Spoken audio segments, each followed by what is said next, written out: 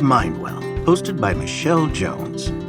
We are all about connecting with wellness professionals and individuals with unique perspectives about developing wholeness and well-being. This podcast is designed to help you reconnect to your core self and find the resiliency, capability, and strength you already have within. Mindwell is sponsored by IntegrateTrauma.com.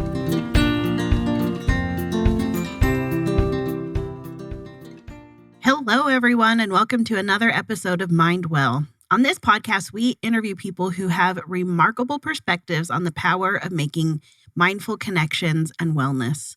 I'm Michelle Jones, and today I'm with Sam Richardson, owner and director of Las Vegas Therapy. Welcome, Sam.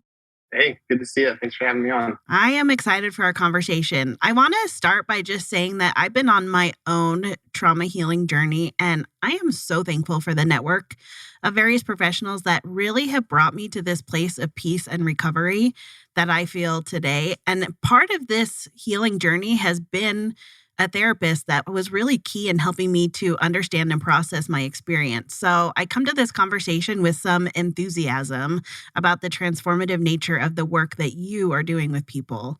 So first of all, thank you for that work that you're doing to really help people to understand their own experiences. I feel like that's part of what I was able to benefit from, and as I continue to work with a therapist as well. First, I wonder if we could just start by you introducing yourself to our listeners and telling us a little bit about the journey that brought you to the work that you're doing today.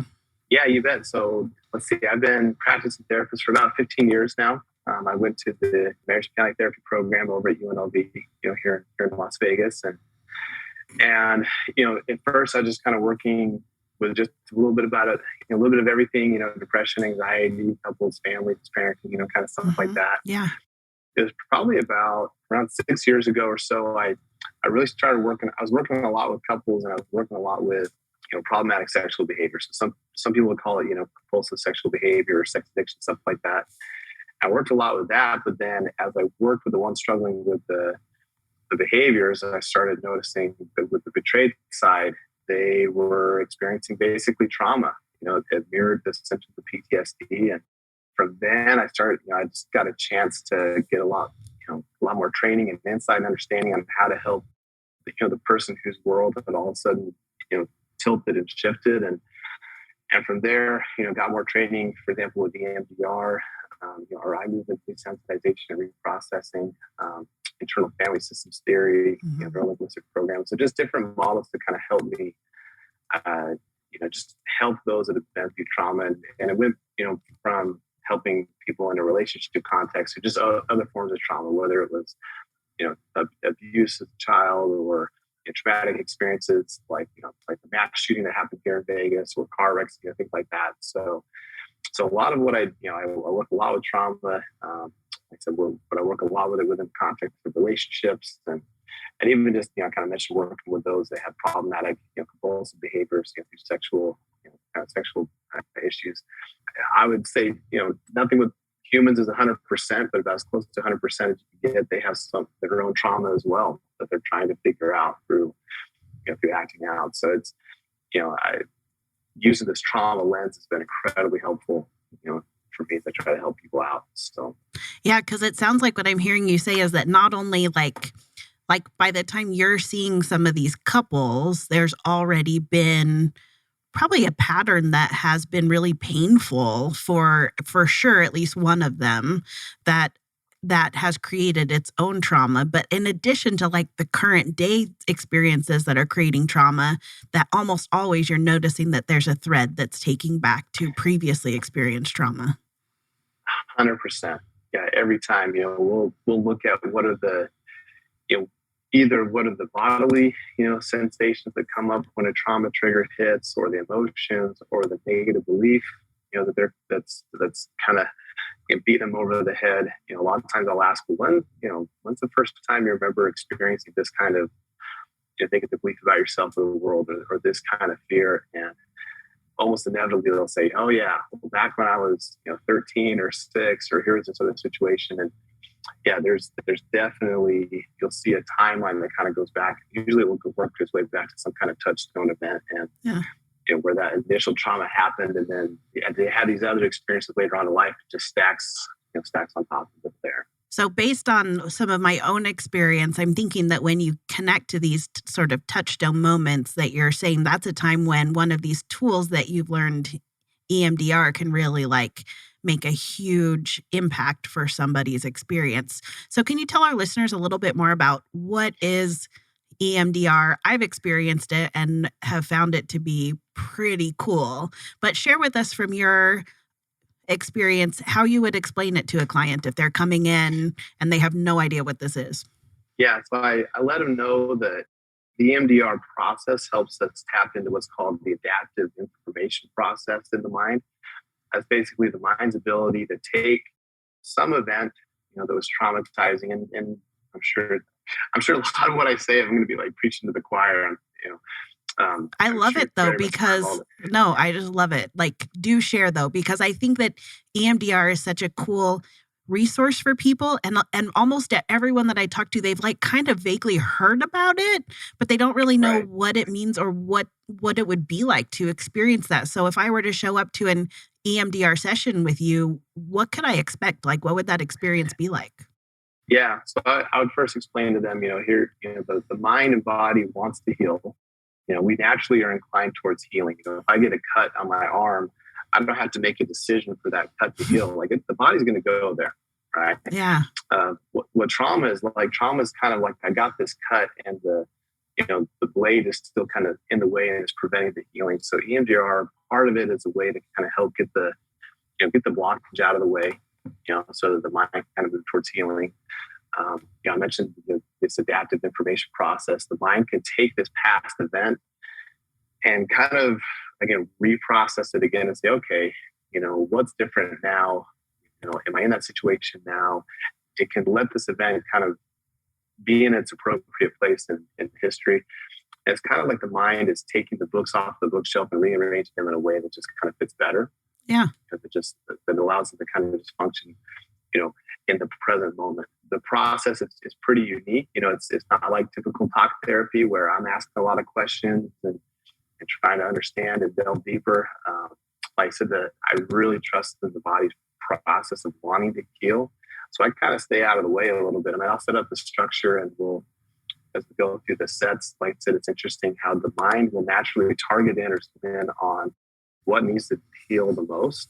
And we'll kind of get there, and then we'll process through, as it were, and then we kind of end up on the back end where the person can look back and say, yeah, I still remember the event. But when I think of the event now, it's kind of fuzzy, or just feels like it was a long time ago. After they process through it, they can think about the event, but it doesn't have that arresting, physiological response. They don't go into the fight or flight mode, after they've processed through it there. For sure. I know in my experience, I almost feel like it just has taken the intensity out of it, that it's no longer feels so sharp and intense to me. Like, yes, this is part of my lived experience, but it really is just that. It's kind of just part of my story. Just like my 5th grade teacher was Mrs. So-and-so, which now I feel bad I don't remember her name, but there it is. Yeah. It's just, go ahead. Sorry. No. I was just going to take us back because so my original course of study, when I went to college, I went to ASU, go Sun Devils, and I studied nursing. So I became a pediatric nurse. And I wonder, like, if you go back and look at like the beginning of your journey stepping into this work, what do you think it was that initially drew you to the work of going through the whole process? Because it's a lot of education to reach the point where you're at to be able to work as a therapist and to do these work with clients. Yeah, it is a process. I had a great mentor, a supervisor in grad school named Jeannie Griffin. Shout out to her. She's retired now, but she was constantly reminding us, hey, listen, the more you learn, the less you know. And so, have this attitude of like always feeling like there's something more to learn. And so, again, you get out of grad school and it's like, great, I got my degree, I've got a license now, but humans being humans, there's always some situation that's going to be new to you, and you're going to kind of hit a wall that you're going to learn one more skill or one more, technique to help you help more people. And so I think just having those moments where I was like, okay, I can I know what's going on in the situation, but what do I do? Right. And that was motivation for me to be like, okay, I need to invest the time and resources into getting, more training so that I could just be more helpful to people. And I also supervise people going through the licensing process. I'm a professor at UNLV. I supervise, the students going through the clinical practicum there. And that was something else I realized too. Like, okay, if I'm going to be leading people, I need to keep learning and keep understanding. And so that's, part of it is I want to be able to be a good supervisor, but really the biggest motivator for me to keep getting trained and learning more is just knowing, if I really want to be helpful to people, I got to learn as much as I possibly can. And the process just never ends. So 100%. I consider myself to be a super nerd because I'm like a continual learner. Like anytime I come across something that's kind of new or I don't totally understand, I'm not really content until I really dig in and try and understand it better. Which is part of what brought me to this work that I'm doing now. Is I was going through my own trauma healing journey and like, why, what is going on? Why do I have all this intensity in my body? This was like so many years ago. So it all started with me just wanting to understand the experience better. What is happening that really brought me to this work that I'm doing today? As you're talking about training people and kind of supervising these up and coming therapy students, it was reminding me a little bit of the work that I did as a nurse when I was in school and how, what I thought that nursing was going to be when I became a nursing student and said, this is the career for me. This is what I want to do. I have this picture in my head, right, of what we're going to be doing. And then when I actually started working in a hospital and really like boots on the floor, like figuring this out, it wasn't exactly what I thought it was going to be in my head. And I wonder for you, what did you notice or what are your students finding out, kind of what you thought this was going to be before you came into it and what your actual experience has been working as a therapist? Yeah, I experienced this and I see a lot of my students supervise these experiences where you'll think that, I've got, these certain skills or tools and I'll just be able to apply them to every situation uniformly, or just kind of generally there. Again, the tools and the models, they're great, but I think something that most therapists hit pretty soon is just the importance of just being with that person. It's not just about somebody telling you, hey, here's my depressive symptoms, come fix it. I'm going to try to explain this the best way I can, but just having that therapeutic relationship, being able to connect and sit with somebody, especially with trauma, being able to help somebody, feel witnessed and seen, to feel heard, to feel understood, especially, if they're having that kind of that trigger show up in their bodies, kind of going into a panic. That's a tool that I didn't think I would have to use so much. Again, just this basic human connection, but I think for sure it's probably the most important tool that I've learned. Again, a lot of therapists, they're just like, well, just tell me what to say, tell me what to do. And it's much deeper level than that. It's like, it's not just what you say and do. It's okay, what's your way of being, with your clients as they come in to work through trauma here. Yes. Part of the focus of this podcast and radio show that we're doing is kind of Mindwell is a little bit of a spinoff of kind of like being mindful and wellness and right some of these concepts. And one of the ways that I define mindfulness is being able to be fully present in the current moment, whatever that is. Yes. And like that looks different for everybody, but I feel like kind of what you're saying is that part of what we need to do is be able to be mindful and be present in the moment with the people and what they're experiencing. And I imagine for some people that takes quite a bit of time to build up a tolerance to be able to do that, to be able to sit with other people's discomfort and uncomfortable feelings. Yeah, it's a muscle, and I love you bringing up mindfulness. I rely heavily on mindfulness principles, and anybody that's practiced mindfulness knows within the first 10 seconds how hard it is to just just stay with your breathing because your mind is just all over the place. And but yeah, 100% when you say when it comes to being able to be present with somebody, it really is a tool, a muscle you got to exercise to get better at it. I believe heavily in mindfulness. If you're to say, hey Sam, what's the number one tool to learn to kind of heal from trauma, I would say it's learning to be present. right? Because I love how you mentioned a couple minutes ago, you said, man, why am I having this reaction for something that was so long ago, right? Like trauma makes the past feel as though it's present, and being able to get grounded in the present, it allows your mind to allow for there to be a timeline of like, oh, there's the now and there's the then. What kind of data can I pour into my mind to let me know, okay, how should I be reacting to the situation presently, as opposed to what I think, what is going on, but really it's just kind of dead in the past there. And so I'm going to share with you part of my experience, and I wonder if you have found this to be common with your clients, that for me, until I had really processed and done some recovery work on my trauma, it was incredibly difficult for me to be in the present moment and fully connected to my body, because I was carrying so much in my body that like my brain was like, why would we want to do that? Like, why do we want to be fully connected to everything that your body's holding? Let's stay in this slight disconnected state because that's a lot less painful. And I always felt really frustrated. Like, why is it such a challenge for me to like use the Headspace app or to do some of these other things? And I would always feel kind of down on myself about that until after I understood so much more about my trauma experience and then was able to process my trauma. And now suddenly realizing, oh, the whole thing wasn't that I was bad at mindfulness. It was that my body was carrying so much. It made it hard to be in the present moment. Have you noticed that that's something that other people besides just me have experienced? Oh, I feel like you described every client I've had perfectly.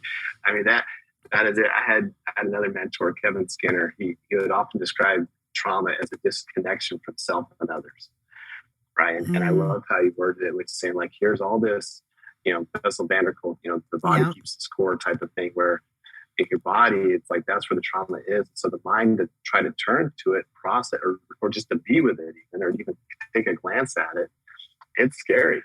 So we're naturally a self-preserving species, right? If something's scary, we're naturally going to want to turn away, which makes sense. But I think, just the way you worded it, I think that's incredibly common and normal. I think anybody that's gone through trauma, they find that difficulty just noticing what's going on emotionally or physically. It's really important just to validate that and to let them know like that is so, such a normal thing to deal with. There's been trauma. Scary. We naturally turn away from things that are scary. Which is overall a smart plan. It's your body doing what it's supposed to do, right? Like what if I didn't turn away from things that are scary? Like, I'm probably not going to last that long. I'll walk right into a grizzly bear, a rattlesnake, or who knows what. And so, it's just the body and the mind doing what it's designed to do, but just a little bit at a more active pace. So, yeah. Sam, so I've got a few different trains of thought that I want to tackle together. But one of the things that I thought this might be a good place to connect to is one of the things that I thought could be really great for our listeners is that to demystify choosing a therapist, not necessarily choosing a therapist, but maybe making a step toward choosing to consider therapy as an option for whatever you're experiencing. I think that although we've come an incredibly long way in the field of mental health, I think that for some people it still feels stressful and maybe like there's still a stigma to choosing to take a step and say, I think I need to go see a therapist. Or even I've noticed this around medication still, if you need medication support for your mental health. And so what do you wish that people understood about what therapy is? So, that's a great question. I think especially if I could let, these folks that are worried about going in or worried that if they even need therapy, if they could see how many clients I've had where we'll kind of go through the symptoms of PTSD and say, oh, okay, so looks like there's some trauma, some real trauma that's happened. And they'll say, oh, so this is the thing, like, I'm not crazy. It's like, no, you're not crazy at all. Like, this is, here's the criteria and here's what we can do to kind of help you walk out of it. I think a lot of people that have that block, like you said, either there's a stigma, they'll think they're just being too weak, or they think they're just nuts. With that will come a lot of shame. I was just going to ask if shame is a component why people kind of hesitate to reach out, because for me to say out loud these secret things about myself that I don't know if they're okay, I feel like that is like the single bravest thing that I see people do. Absolutely. Shame is going to say, hey, there's something wrong with you. Because of that, you don't deserve love or connection, right? People saw what was really going on. They want nothing to do with you. And that bravery, that courageous vulnerability to say, hey, here's something I'm struggling with. It's so scary, but it's the most powerful, strongest thing that I've seen people do to come in and say, hey, I think there's something up. I feel like I'm broken. I feel like I'm crazy. If they could step through that, and again, bravery doesn't exist without fear, right? So it's okay to be fearful. But if they could say, okay, maybe I could just take one little step forward towards that vulnerability of saying, hey, I might, whether that's to a loved one, a parent, sibling, friend, or therapist, really somebody to talk to, the juice is worth the squeeze. It is so worth going through that vulnerability to be able to work towards the healing that could be on the other side of that. Yeah. So I'm curious if you think this is a fair statement or not, because I've said it before and I'm willing to be wrong about this. Okay. But one of the things that I've said before is that sometimes I feel like finding the right therapist for you is a little bit like dating, and not to be discouraged if the first therapist you go to just doesn't feel like the right fit for you. Am I totally wrong here, or is that something that might be fair to say? No, that is so fair. And there's so much research behind that too, to support your statement. When I was talking about supervising other therapists, so Scott Miller, he's a researcher, and he researches like what leads to positive change in therapy. It's not the model, it's not the intervention, it's not the theory, it's the relationship. Mm-hmm. And so if you feel like you just don't have the relationship you want to have with that therapist, like that's okay. There's plenty of other therapists out there. I would focus on that. And sometimes, yes, you do need to kind of go through 1, 2, whoever knows how many therapists to make sure you have that right fit. I'm so glad I didn't have to marry the first person I dated. That would have been a lifelong disaster. Yeah, it's okay. Like I said, you kind of maybe had to date your therapist a little bit, get to know them. I know a lot of therapists, they'll try to offer free consultations, just phone consultations. You can call in and just kind of get a feel, at least first of all. Yeah, that relationship is so important. That being said, too, if they feel like something is off, sometimes it might mean, okay, let me try a different therapist. I strongly encourage all of my clients to say, hey, listen, if you feel like something's off, give me feedback. Exactly. Going back to research. The research is heavily shown that the more feedback a client can give the therapist, the better therapeutic outcomes they're gonna have. And whether that feedback leads to, again, getting matched with a different therapist, or just helping the therapist know, oh, here's what I need to be asking about. I mean, there's a lot of times I'll think, okay, we need to go in this direction for therapy. The clients know, they'll say, no, Sam, I need to go this way. And until, I can't read minds. I can't, thank goodness I can't. But exactly. Right. I can't read minds. And so unless somebody tells me, I just might think, okay, we're going this direction. So I'm very open with my clients and say, listen, as much feedback as you can give me, the better. We at Las Vegas Therapy, we intentionally ask for feedback every session to make sure we're going in the right direction. How does it feel? Just to make sure we're if we're dating, we want to make sure this is a good relationship for you. Right. And to have an opportunity, as you were describing that, I was thinking of the words to get in sync, to make sure that you guys are in sync with what is the priority, what is the focus, what feels helpful and supportive in this moment. Because I am totally married to the most amazing person. He's my best friend, but we need to have some feedback with each other so that we stay in sync. So even a really great relationship is going to need that. So I can totally see how that would be the case. Yeah, absolutely. I'm curious because I'm sure that there's a lot that people don't understand about trauma when they come in to see you. What do you think most people misunderstand about trauma? I think they feel like they should have gone through some life-threatening situation to have trauma. They might say, well, I was never in a big nasty car wreck, or I'm not a combat veteran. There's the big T trauma, like here's this big singular event, and then there's the small T. Now, not small, like it's not a big deal, but it's more of the cumulative where I'm in this ongoing situation. Sure. I think a lot of people, they feel like they can't have trauma because they didn't almost die, but the mind doesn't pick what's traumatic to us and what's not, or else we'd never pick it, right? So it's not up to me to choose. I think the biggest misconception is people thinking that, oh, I didn't go through anything that bad. Right. Just helping them understand, well, it doesn't matter how big or small it is. The mind will, it's kind of up to how the mind interpreted it. So, yeah. Almost like they're not able to recognize or validate their own experience, which like kind of causes like this like snowball effect. I think that's the right word, when the snow's rolling down the hill and it gets bigger, right? Mm-hmm. That part of it is not only am I now not like validating that I experienced this series of events or this event, but now anything that I'm feeling because of it, I just assume is like a character defect or like something fundamentally wrong with me, rather than just a really understandable byproduct of the trauma that I experienced. Yeah, it's interesting whenever people describe, especially when you give them a chance to talk about like, well, what led into the trauma.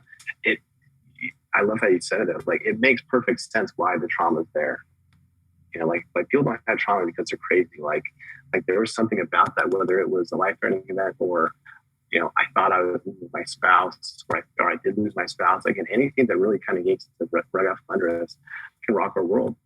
Especially with the idea of like, that snowball effect where they think like, well, hey, there's just something wrong with me. I'm just kind of nuts. The criteria D and for post-traumatic stress disorder, it's called a negative alteration in mood and thought, where, again, here's this negative shift in how I think I feel about myself. And you see that a lot where they'll go through this event or ongoing circumstance. They really will walk out of it thinking, well, I'm just broken. There's something wrong with me here. Yes. Again, character flaw. And they just, they feel completely responsible for what's going on, when it's like, well, no, hold on. Like, here was this significant event that really had an impact on you. You're not crazy. You're not defective. The trauma talking. Yes. I think if I could pick one thing for everybody to know and understand, it might be that concept, which is you're not broken. The responses and the things that you're feeling make sense within the context of everything you've experienced. That alone would be transformational for people to really, truly, like at a core level, understand about themselves, which is part of the work. I imagine that people are able to come to that understanding as they do this work with you or other therapists that are trained in this type of work. Absolutely, especially given the response. Like, it makes sense your body's responding this way. Your mind doesn't differentiate between a physical threat, an emotional threat, or a relational threat. It's just all a threat. Especially like with attachment, right? I mean, if the baby's not attached to their parents, they'll die. Like, attachment is life or death, right? So fast forward, right? And it's like, I thought I'm losing my spouse to, infidelity, or, I'm scared to death that, my kid is, on drugs, and am I going to lose them? Or they're going to, again, it is arresting. Like I said, it's just your body responding to a perceived threat. Again, it's just doing what it's designed to do. You're not crazy at all.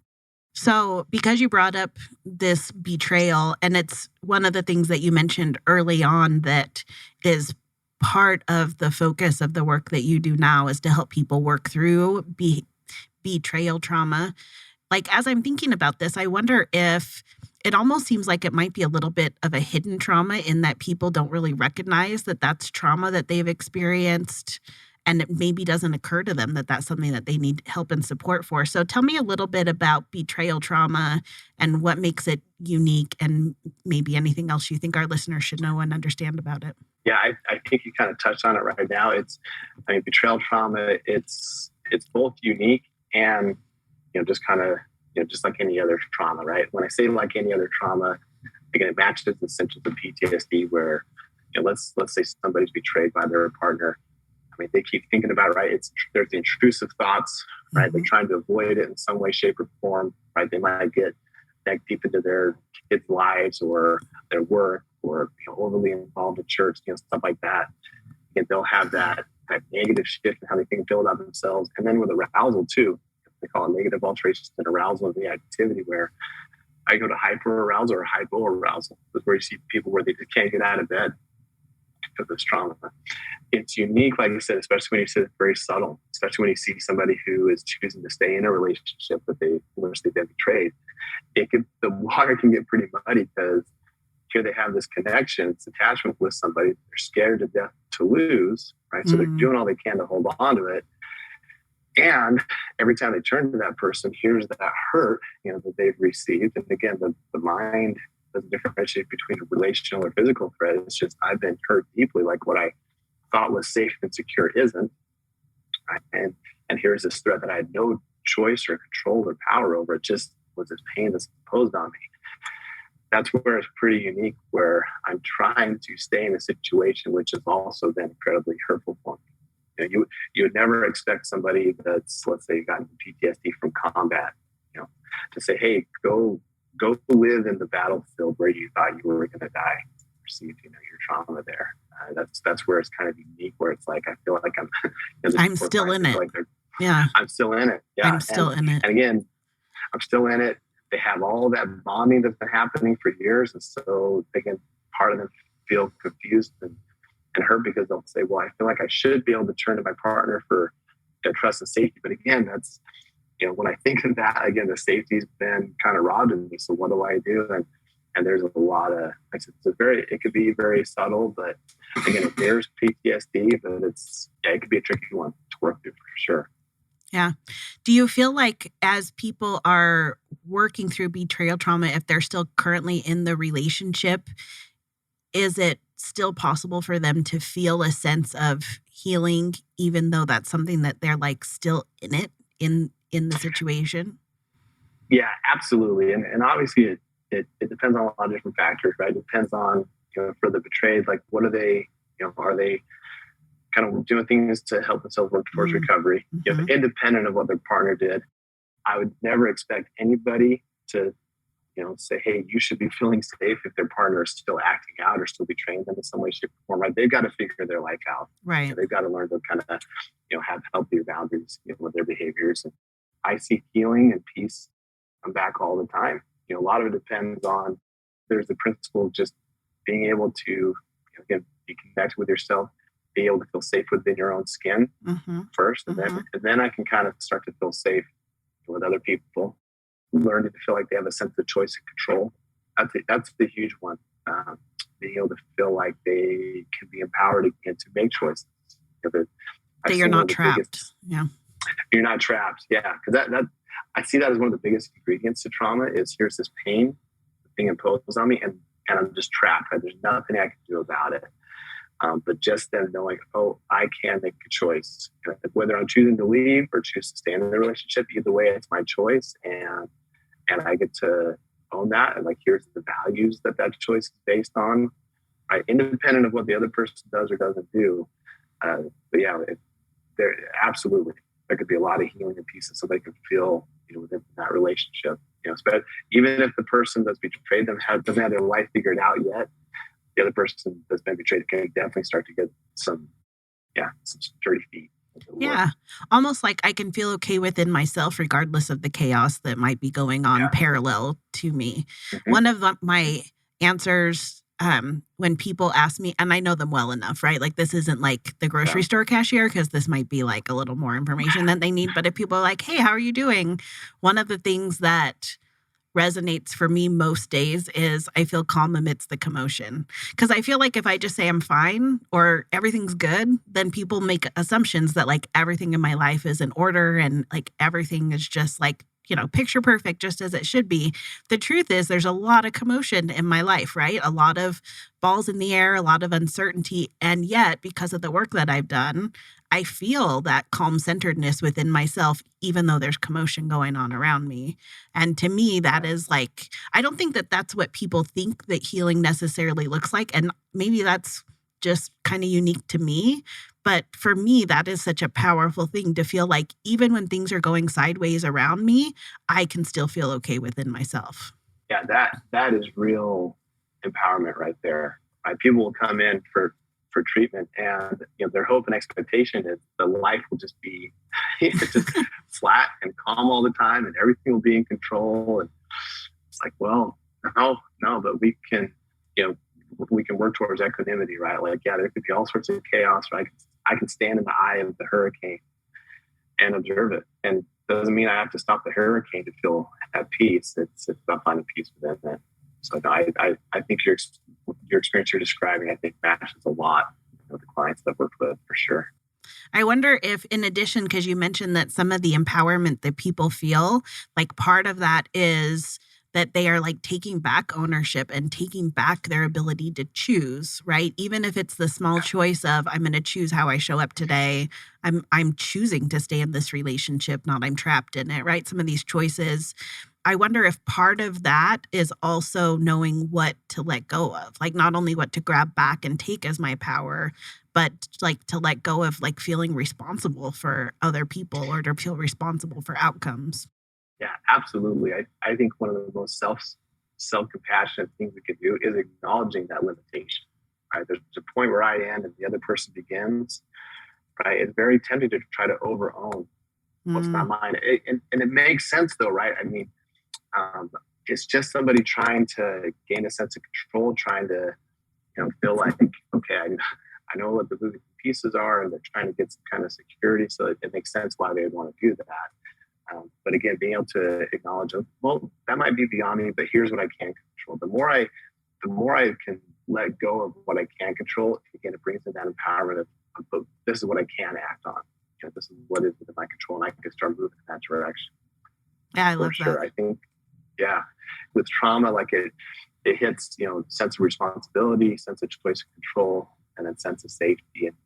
And the more somebody can, again, make a choice to move towards safety. It doesn't matter how big or small that is. Mm-hmm. That might be moving states, that might be leaving a relationship or choosing to stay. But anytime they feel like, well, this is my choice, and this is what I'm going to choose to do. Even if it's like, I'm going to go sleep, downstairs instead of, in my own bed, or who knows what. Doesn't matter. Any experience you can give your mind where it says, hey, here's the choice I'm making to move towards safety, to help somebody either pull out of trauma or keep them going farther in. Because again, we're exercising that choice control. I can move towards safety, and I get to make these choices. Right, I'm responsible for it. Yeah. So as we're talking about this, it's reminding me of maybe the things that you notice that are key that people do outside of the time that they're in therapy with you that also help them keep moving forward toward healing. Because I imagine for clients, most of them might see you for an hour or two once a week, every other week, maybe once a month. So that leaves a lot of hours that they're not sitting with you. What have you noticed are some things that allow your clients to continue healing outside of the time that you're together? Yeah. So first thing, practicing mindfulness consistently. That doesn't mean never being distracted. Just noticing, oh, I got distracted again. Choosing to come back to the present. Right. That for sure would be probably the biggest one. Because again, trauma is going to try to pull your mind into the past. It's like, oh, I got distracted into the past. But what's actually going on in the present? Just letting themselves completely practice coming back to that. And we do that through breathing, through mindful walking, mindful sitting, whatever it might be. You brought up, Headspace, 10% happier, just pulling up mindfulness exercises on YouTube. The more they can practice that, the better. I've seen yoga be incredibly useful as well. Mm-hmm. Here you are in this. I mean, it's very uncomfortable for me to do yoga. I'm not flexible at all, so it's hard for me. But then to choose to, again, go back to this choice, it's like, well, I'm going to choose to stay here, but also I'm just going to choose to observe the discomfort. Right? I am not the discomfort. I am not the pain. It's something that I'm experiencing, but that's not me. And I can just practice noticing it. It goes in a good direction. We've seen that when people can intentionally put themselves in stressful situations, now again, this means safe, don't go be reckless, but intentionally stressful. So for example, like exercise, I'm going to go get my heart rate up for a while and just practice putting myself in a stressful situation and then coming back. It's that principle of tritration where I can move towards stress and choose to move back and move for it towards it and move back again. If people can be practicing those things, it's great. Sleep as well. I know that trauma can really, throw sleep patterns off. That's probably one of the first things I ask about too, is say, how's your sleep? You awake all night long? Are there nightmares? Can you fall asleep at all? Or do you go for 3 days and crash because your body's just exhausted? So getting good sleep hygiene, I would say is crucial. So just sleep, exercise, mindfulness, food as well. I had one client come in, this is just last week, and I said, well, what have you, tell me what you're eating. And she'll say, well, the past 3 days I've had Diet Coke and Snickers bars. She's like, it's like, well, yeah, you're going to feel awful if that's how you're feeling yourself. So just making sure you're getting good fuel in your body too. Yeah. Okay. One of the things that I'm interested in knowing also is with the pandemic, I feel like it shifted a lot of the ways that we connect, including how we're accessing mental health. Have you noticed anything in particular about how people are coming to you now or any other things because of the pandemic that are different now than they were pre-pandemic? Yeah, I think because of the pandemic, a lot of therapists, had to, we had to make online therapy available. During the pandemic, we've been busier than we've ever been. I think the online option kind of removes some barriers. We kind of talked about that shame of people, going into therapy, and if they know that they can stay in their own home where it's comfortable, it's familiar, they can just, therapists can be on the screen, but if they need to look away, kind of get regrounded, like that's okay. But I know because of the pandemic, the online therapy option really, I think, allowed a lot more people to be able to get help. It's a double-edged sword, though. I think there's certain interventions, for example, like EMDR, which are just, they're hard to do online. There's something about being in person that's very useful. I talked about just the therapeutic relationship, like the co-regulation, being connected with somebody in person. You could do it online. It's just a little trickier, but just being able to be in the room and feeling somebody lean in closer, like that's something the pandemic, I think, has kind of gotten in the way of. Yeah. But I'm hoping, as time kind of moves on, people will be able to feel all more comfortable. I have maybe 2 people online now, and the rest are all coming to me in person. So would you say it's worth pushing through a little bit of the awkwardness to make that in-person connection if that's accessible to you? If it's accessible, if it's realistic, I would definitely say, push through that awkwardness. Again, that phrase, the juice is worth the squeeze. I think getting that in person, because again, you can get that co-regulation aspect. Sue Johnson, she does relationships research. Just the body turning off the stress response, right? Letting cortisol and adrenaline, norepinephrine levels kind of go down when I feel connected with somebody, and letting oxytocin come in. That's a huge component of trauma resolution, of being able to feel connected and safe while thinking or noticing this past event. Being able to get that in person is incredibly helpful.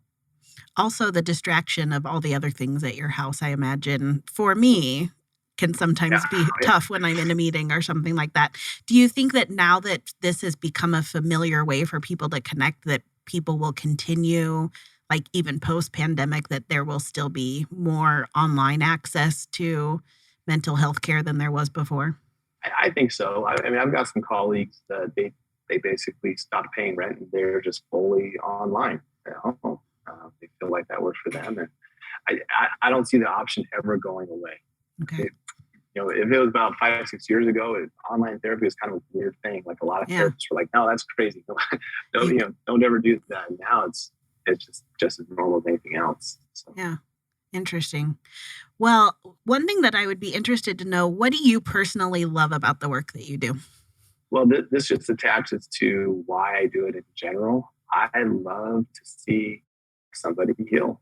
And not because something that I'm doing. Again, I think a lot of therapists, they realize, it's not the therapist that's doing the healing. I love to see empowerment, like that spark kind of get lit, that fire kind of light and get bigger. I love to see somebody live their values, right?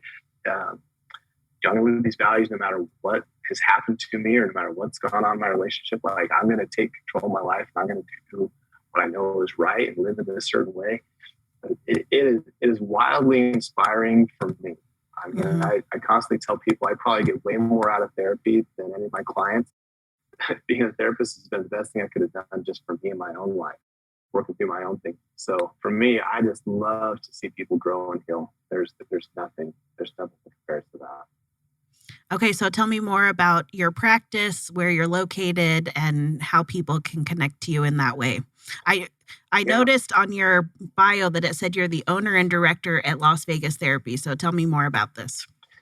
Yeah, so Las Vegas Therapy, we We focus a lot on relationships, trauma, depression, anxiety. The website is LVT, so Las Vegas Therapy, lvtmentalhealth.com. Yeah, located in Las Vegas, Nevada, kind of, and if any listeners are in Las Vegas, we're kind of in the northwest part of town. But like I said, we have online options so people don't want to make the drive, they can come in. We also do, relationship trauma, coaching as well. So if you don't live in the state of Nevada, you can still, we can do online options. We can kind of help you work through things, through a coaching, stance as well. We have, I think in January, we'll be up to 20 therapists. Wow. And then we're going to be adding about 5 more over the next couple months.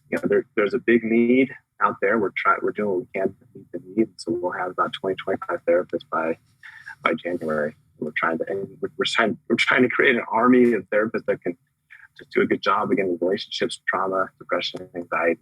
So. I love that. I love this concept too. This is something that I've been really drawn to for the last few months, is this idea of for people that are struggling with anything related to mental health, this concept of kind of having like a safety net for people. And oftentimes when you're talking about this, it's more often than not, it seems to me, that it's not just one thing or one person. And so having, this diversity and this army, as you called it, of providers really allows you to I feel like be able to meet so many different needs that are coming from different backgrounds and circumstances. Yeah, absolutely. I mean, I can only see so many people a day, but if I can help train and supervise 20 other therapists right away, the amount of reach we can get to, again, for people that are, whatever the struggle is, there's established more good. And we're kind of it's not really stated on our website, but kind of like a company motto is, be a force for good. I love that. That's kind of a role. And going back to what I love seeing people, do, especially when they heal from trauma, is that they get to be a force for good as well, for themselves and those around them. I love how when we heal, I think at first I felt really frustrated when I recognized how my trauma was affecting me and therefore how it had affected me as a mother. And I kind of could see the rippling out effects of that. The thing that I'm noticing now that I have been in this healing process for a little bit now has been that not only does our trauma response have a ripple effect, but our healing does too, right? But I've seen that even though I can't choose healing for anybody around me, that my own personal healing has had this ripple out effect for people around me, including my kids, including my husband. And it turns out I didn't even have to try to control the situation to help them heal. It's just a natural byproduct of me being healed and having that peace within. The strongest people, the strongest families, strongest relationships aren't those that are free of trauma. They're those that have walked that walk. Right. And work towards healing. So yeah, like I said, we can try to control it and be completely safe and cocooned and bubble wrapped, but that doesn't do anybody any good. I agree with you 100%. The ripple effect of the healing, and it can go for generations too, not just presently, but the impact that somebody can have by choosing to heal through trauma. And it's hard. It's a hard path, but what it does, not just for yourself, but those around you and those that will come after you, it's incredible what it can do. It has brought me a lot of hope. I feel like 2 of the words that I love the most when I'm talking about trauma are bravery and hope. And for me personally, as a mother, that concept has brought me the most hope, to feel like I don't have to look and only see the ways that trauma negatively affected people around me, but I also get to see that part of what I gave my children may not have been a perfectly regulated mother growing up, but what I showed them was that whatever you experience, you can move through and you can heal from that. And I mean, that's a pretty cool thing for them to be able to be a firsthand witness to, If we could get every kid to learn that lesson, right? It's not about never having a problem. Again, here's how you redeem yourself. Here's how you move on. Here's how you stand up, right? Like that's the lesson kids need to learn. Your kids are so blessed that you've been able to do that. Well, I'm going to definitely play this part of the podcast for them as you're telling them that, because that'll be perfect. So I have loved this conversation. Before we close, is there anything else that you would like to say that you haven't had a chance to share yet? Thank you so much for having me on. I think the biggest nail I'd want to drive home, and I'm just going to piggyback just on what you said. There is hope. Trauma is treatable. Life isn't about never getting any nicks or cuts or bruises. It's about the victory that comes from bouncing back from those. There's so much hope for those that are out there that have that shame or that worry of, should I reach out if people think I'm crazy? Take that step. It will be worth it all the way. I love it. Well, I would like to thank Sam Richardson for joining us today. And thank you, listeners, for joining us on Mindwell, the podcast that introduces you to exceptional individuals that are developing powerful, mindful connections. Thank you for listening to another episode of Mindwell. We are sponsored by Integration Llc, a company passionate about helping people understand their trauma response and find wholeness within. You can find out more at www.integratetrauma.com.